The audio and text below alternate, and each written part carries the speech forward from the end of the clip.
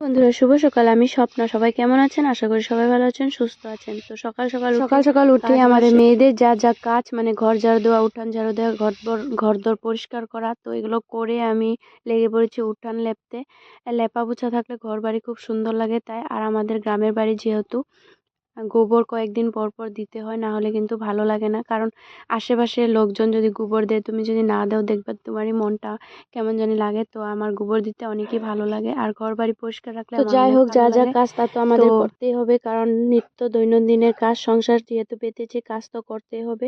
তো যাই হোক, কিছু বলার নেই। তো আমার কিছু কথা তোমাদের সাথে শেয়ার করছি। তো আমি কিন্তু গাছপালা, জীবজন্তু, এমনকি ছোট বাচ্চাদেরকে নিয়ে থাকতে বেশি পছন্দ করি। আমি বড়দের সাথে কমই থাকি। আমাকে বড়দের সাথে কমই দেখতে পাবে। আমি ছোট বাচ্চা এবং গাছপালা এসব নিয়ে বিজি থাকি। কারণ ছোট বাচ্চারা কিন্তু এখানের কথা ওইখানে লাগায় না, ওইখানের কথা ওইখানে নিয়ে লাগায় না। আর জীবজন্তুরা তো কিছু করেই না।